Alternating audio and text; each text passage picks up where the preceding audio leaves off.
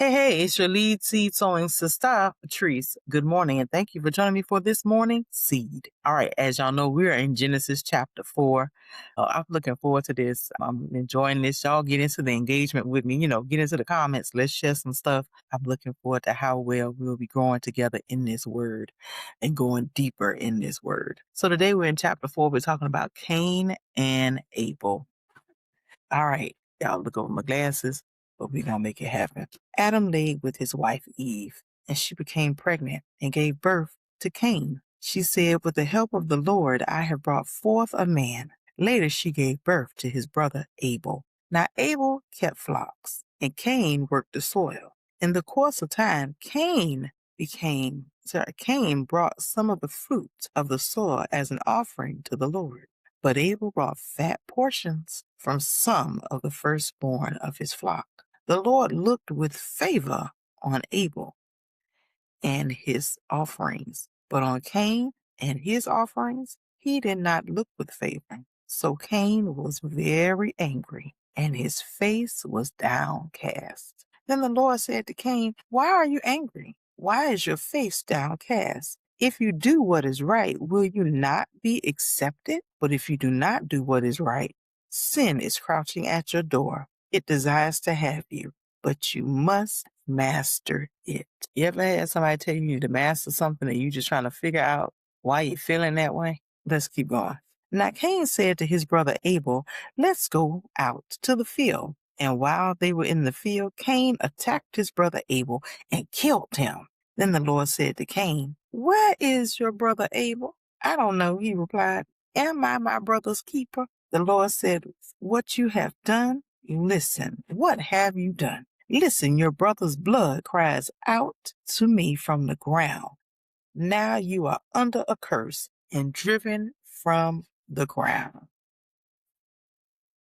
which opened its mouth to receive your brother's blood from your hand. When you work the ground, it will no longer yield its crop to you. You will be a restless wanderer on the earth."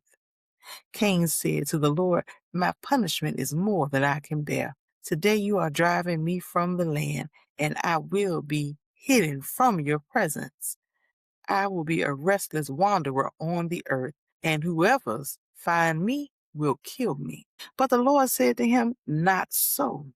If anyone kills Cain, he will suffer vengeance 7 times over." Then the Lord put a mark on Cain so that no one who found him would kill him. So Cain went out from the Lord's presence and lived in the land of Nod, east of Eden. Cain laid with his wife, and she became pregnant and gave birth to Enoch. Cain was then building a city, and he named it after his son Enoch. To Enoch was born Irad, and to Irad was the father Mishael, and to Mishael was the father of Methuselah. There we go, sorry. And Methuselah was the father of Lamech. Lamech married 2 women, one named Adel and the other one Zupha. Adel gave birth to Laban, let me make sure I have that right, y'all, Jabal, and he was the father of those who lived in tents and raised livestock. His brother's name was Tubal. He was the father of all who played the harp and flute. Zophla also had a son named Tubal Cain, who forged all kind of tools out of bronze and iron. Tubal Cain's sister was Nema. Lamech said to his wives, Adam and Zupha, "Listen, Ada and Zupha, listen to me, wives of Lamech. Hear my words. I have killed a man for wounding me, a young man for injuring me. If Cain is avenged 7 times, then Lamech 77 times." Adam laid with his wife again, and she gave birth to a son and named him Seth, saying, "God has granted me another child in place of Abel, since Cain killed him." Seth had a son, and he named him Enosh. At that time, men began to call on the name of the Lord. So let's go a little deeper with this. As I was reading this, the first thing that came to my mind was honestly the movie New Jack City. And I thought about that one scene where you have Nino Brown, and I believe the young man's name was Bishop, or his second person in command. I don't remember if that's the right name or not. But I thought about, as he turned around and asked him, "Am I my brother's keeper?" And for so many people, we don't consider ourselves our brother's keeper. Sometimes if our brother calls us out and say, "Hey, you're doing something that's not appropriate," we tend to back away. We tend to get offended. We tend to get into a space of negativeness and don't realize God has called each one of us to be our brother's keeper in some way or another, to share with them the goodness of Him, but also to be lovingly correctable and to give loving correction. Many times we think, "Oh, I'm keeping it real, or I'm being blunt and direct."